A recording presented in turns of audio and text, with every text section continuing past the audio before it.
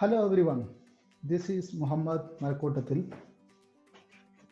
Let's discuss data center visibility and protection challenges and understand microsegmentation as a solutions, how effectively help us addressing those challenges. Data center visibility and protection challenges. We are talking about two different challenges. One is getting visibility and the second one is protection. Without having a fine-grained visibility into your data center infrastructure, you will not be able to formulate the required security policies. It is very obvious. We will dive into data center environment in few minutes. If you look at modern applications, the modern application architecture is changing rapidly. Currently, we are talking about applications using microservices versus the monolithic architecture it was based on earlier. With this architectural change, the hosting platform for these applications are also changing.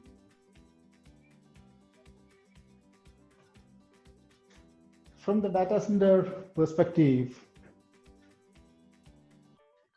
you may argue you still have most of the enterprises using legacy systems like IBM AIX servers, Sun Solaris machines, Oracle Spark systems, bare metal servers, etc. But part of the modernization process, we see most of the customers are moving to containers and virtualization. This is a huge change. The way, if you look at it, the data center infrastructure and architecture perspective. Once you have these kind of heterogeneous systems in your environment, getting visibility around the software packages and the associated vulnerability is also a tough job.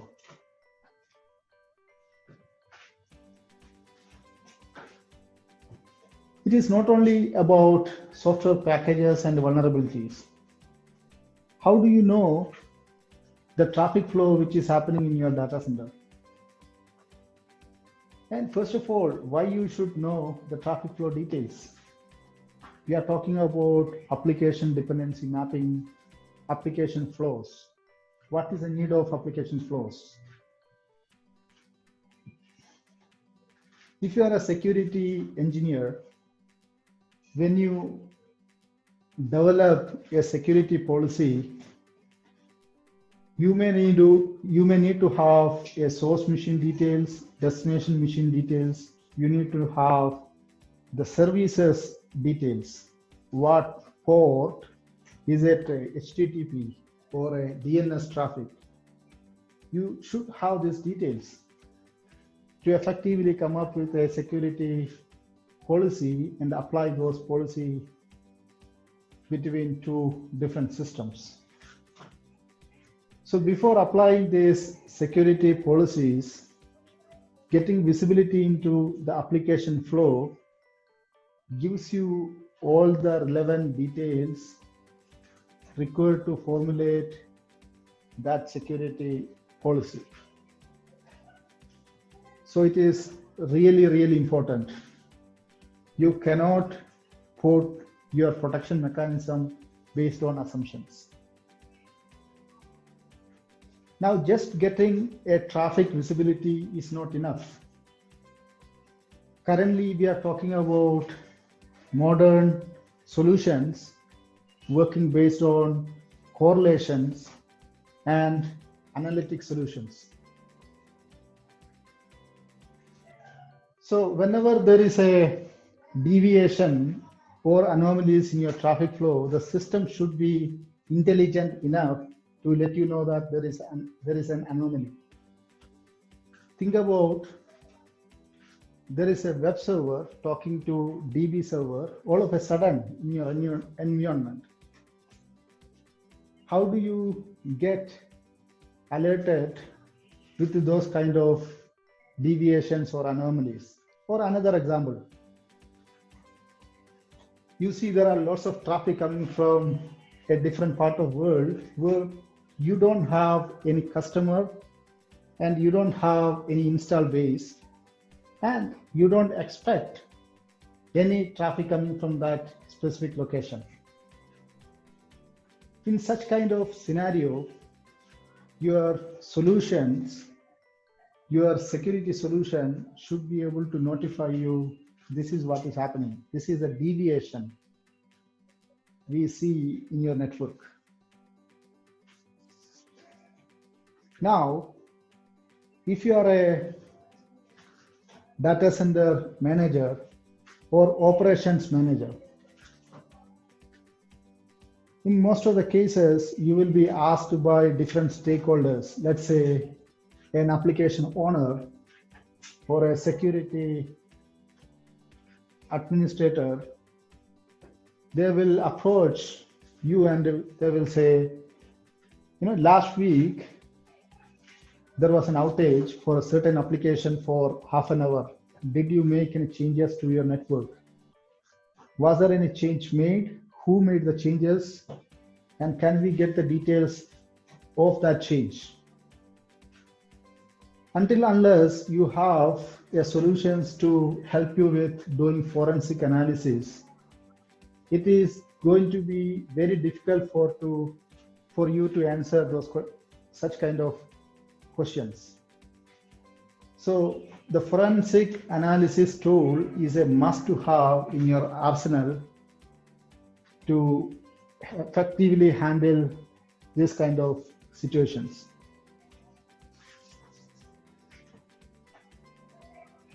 Now, if you have all this visibility, correlation mechanisms, and the data around it, this will definitely help you with reducing attack surface, isolating the required endpoint to address your compliance requirements, and effectively quarantining the system whenever there is a malicious activities. And it needless to say, if you have such kind of systems, it helps you with ransomware and malware attacks as well. End of the day, this all boils down to creating a fine-grained, whitelist security policies, which make sure that you are allowing communications only between the system which require to communicate, and only allow the traffic which need to be allowed. Remaining, everything has to be blocked.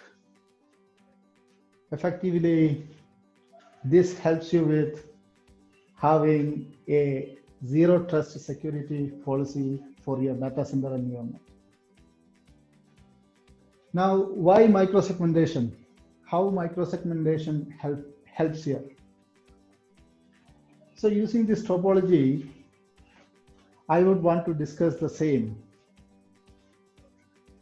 If you look at this diagram, we have firewall protecting north-south traffic, the traffic going out of your data center and coming to your data center. And you also have many different server platforms connected to your network. Now, I want you to think about the discussion we had around the zero trust, around protection and visibility challenges. So we should relate all those challenges with this topology Because end of the day, this application traffic visibility, centralized vulnerability exposure, understanding the software packages, understanding the east-west traffic and protecting those traffic, all very much relevant to this topology. Now I want to show you three different traffic flow. The first one is about an east-west traffic flow, which is happening in the same segment, connected to a same switch. So considering this traffic is switched locally to the L2 switch, the east-west traffic visibility and the associated policy should be local to this switch or very close to the workload itself. This traffic is not going to the firewall. The second flow is happen to be between two different segments, and usually whenever you have such kind of traffic, the traffic is sent to firewall. Now the question comes, is it okay to redirect all such kind of traffic to the firewall? If your organization is having around 200, 300 systems, 200, 300 server systems, and if you think about it, these systems are usually connected to the network using 1 gig, 10 gig, 25 gig, sometimes even 40 gig. So is it okay to send all this traffic through this L4, L7 firewall? Definitely, if you end up sending all of those traffic to the firewall will go down in no time, right? So we want to make sure that the only required traffic are sent to firewall. All remaining traffic should be protected, blocked, very closer to the workload, or sometimes on your upstream switches. The third traffic flow. This traffic flow happens to go through the aggregation switches, considering the systems are connected to two different L2 switches. The reason I am showing these three different traffic flow to discuss where should we apply the security policies. So from these three traffic flow, you must have seen sometimes you will apply the security policy on the L2 switches, sometimes it is on the aggregation switches, sometimes it is on the firewall. In a very mid to large scale enterprise, you will have 100 plus or 200 plus systems and close to 30 plus or 40 plus network switches. Just imagine applying your access control list for the firewall rules for all the system on different places. That itself is a huge task, especially if you did not automate. Interestingly, if you start talking to the network administrator, a traditional network administrator, they must tell you they have subnetting, they have VLANs, which effectively address the segmentation use cases. Yes, obviously it is true. But the point here is, those are just for optimizing the network solutions.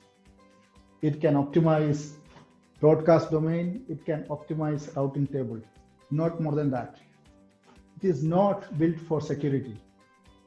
On the other hand, if you want to isolate, if you want to quarantine, if you want to protect the lateral movement, east-west traffic, you should go for microsegmentation solutions.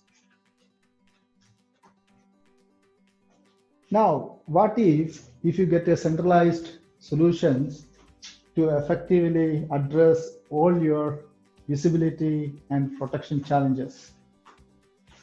Fortunately, we have good number of vendors out there offering use cases around protection and visibility and addressing microsegmentation capabilities effectively.